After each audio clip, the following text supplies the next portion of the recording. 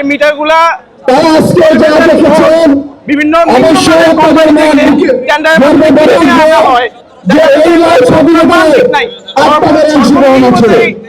Company তাদের কাছ থেকে তারা কমিশন খেয়ে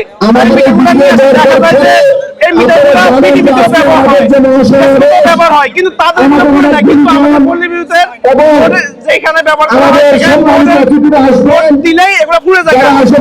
সর্বনিম্ন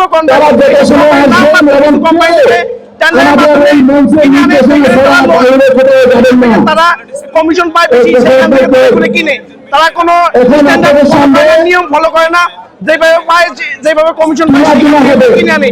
এই জন্য কয়েকদিন ব্যবহারের ফলে এগুলো পুড়ে যায়, নষ্ট হয়ে যায়। এই মিটারগুলো আপনি পৃথিবীতে দেখবেন, ডেস্কোতে দেখবেন, তাদের এত সমস্যা শুধু বিভিন্ন ধরনের মালামাল